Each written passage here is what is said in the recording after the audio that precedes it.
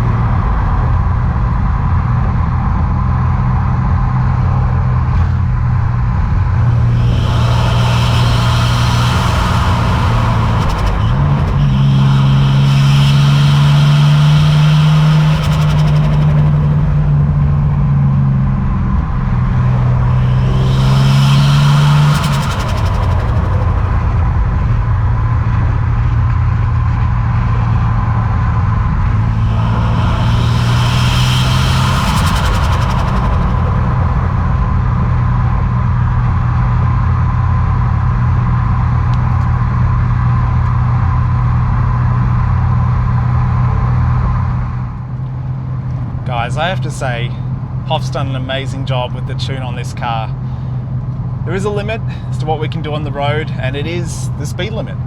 We can't break traction, we can't do anything fun because it is dangerous, and we don't want to kill people or injure people or do anything, so we're gonna have to book this thing in, let's be honest, for a track day, go to the drags, something like that, because I've got a major case of blue balls driving this thing on the road. You've got all this power, all this potential that you want to use, and you just can't use it. But it does sound amazing. It is famously difficult for me to try and capture engine audio, especially the exhaust note. The intake as well is difficult. I really hope it turns out well and you guys can hear it in all its glory. But the exhaust on this thing, the Venom turbo back exhaust, sounds incredible. Nice and subtle, not too loud, but a beautiful note on it. I love it. And look, as the dyno chart suggested when I was at Nugget Garage or Cleveland Exhaust, this car does have a really nice fat power curve.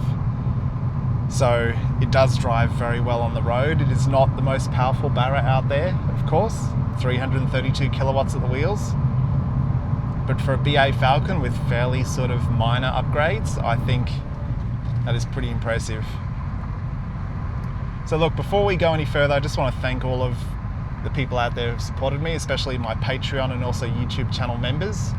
Without you guys, this would have been that much more difficult to try and achieve. I spent all up, including the purchase price of this car, just over 20 grand. Now today, that is a relatively cheap option for sort of this power range, 332 kilowatts at the wheels. I would estimate with the drivetrain losses of sort of 15 to 20%, it's probably approaching 400 kilowatts at the flywheel. So there's not many cars you can get for that amount of money that put out the same power as this. And considering how much these cars have gone up in price, I actually bought this thing for $8,200. That is a bargain. So if you want to see the full breakdown on the costs, do click up here in the corner. I do have a video breaking down everything I spent. A lot of it was maintenance as well, because these cars are getting on a little bit age-wise. But it's been a really interesting journey, and I really can't thank you guys enough. If you've supported me financially, Patreons, channel members, thank you. If you've watched my videos, thank you. If you've subscribed, thank you very much, because I really want to up my subscribers. I want to take this channel somewhere big. I got some big plans ahead for 2022. I want to get some new cars on the channel. I want to do more, and that's how I can do more, is through more support, more views, more subscriptions.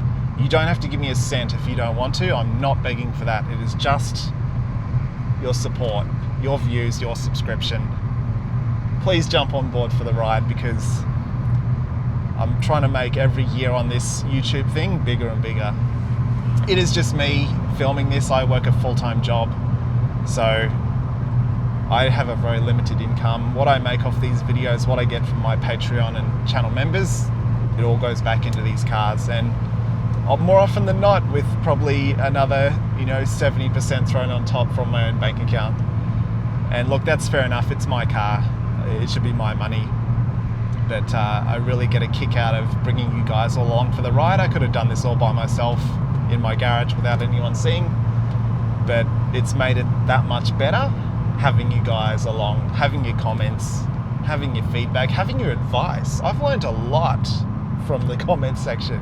I've also got a lot of criticism too, but it's been great. Look at this road.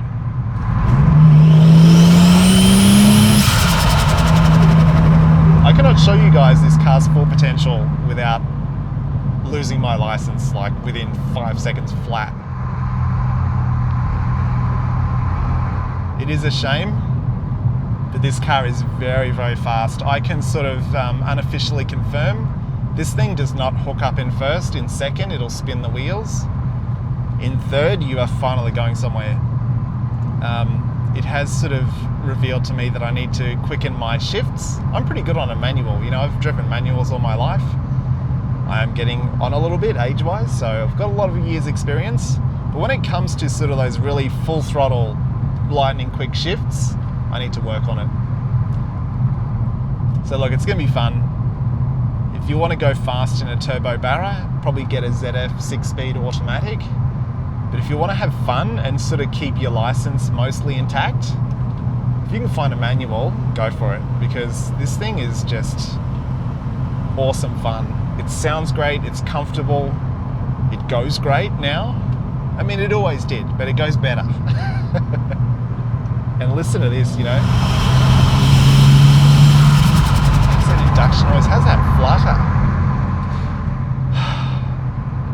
It's pretty special. Pretty special.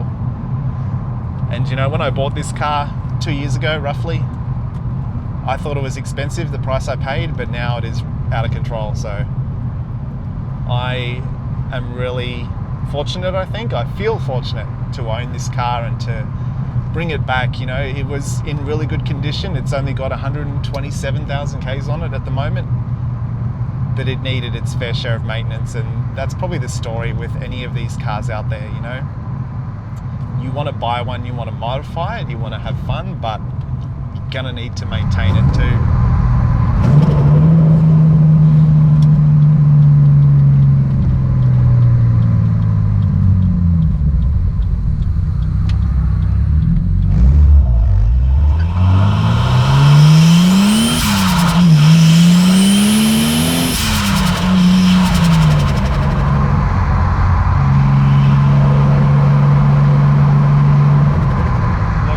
Break any laws here, guys. I'm sorry if you came here expecting a 0 to 100 run or something. We'll do that eventually, but it'll have to be on the track, I think. I cannot afford to lose my license and do stupid shit like that. It's sort of beyond that age now anyway. So look, I'm really happy with this build. I'll call it a build. For the power we got, I think it's a build. Yes, I did spend a lot of money, but I've got a lot out of this car. And look, we're not done, because if you saw the dyno video, click up here in the corner if you haven't, we had some major boost control issues on the day, and we're probably gonna have to get the flapper mod or an external wastegate done on the turbo just to get some boost control, because we have none at the moment, Hoff was saying. So it's hitting something like 16 pound, and then by sort of around approaching 5,000 RPM, it drops to about 12. So it is not ideal, but look, from the driver's seat, you wouldn't know it. Like, whenever I've gunned this thing since it's been tuned, I've never looked at the tacho, because things are just happening so quickly, and I want to put my full attention out there that I just shift when it sounds right. So I don't know how high I've revved this thing out. It's probably at least 4 or 5 grand, but it goes even 6th gear, like 2,000 RPM. Just put your foot down a fraction, and look, you're already in license losing territory. You're not quite, but getting there. So yeah, it's great. It's awesome. So obviously the amount of money I've put into this car, I will be hanging on to it for a little while. Rest assured, I am looking at ways that I can get more cars onto the channel. Ones that aren't Fords and ones that aren't Falcons. Because I know my content is sort of stagnating a little bit. It's all one-sided, you know, two cars from the same make that are roughly the same age. They do share a lot of similarities, but it would be good to get some other makes and models on the channel for sure. So I hear you guys out there who are saying that loud and clear. We will get there, we will. But for now, I'm probably going to sign off. I really hope you enjoyed the video. I really hope the sound came out, because this is the 3rd time I've filmed this drive video. Because I just could not record the induction and the exhaust noise without distortion and it just sounding like crap. This car does not sound like crap, so I really hope it came out. I really hope you enjoyed the video. Thank you for watching. Please subscribe. Please support me if you want to. And I'll see you next time.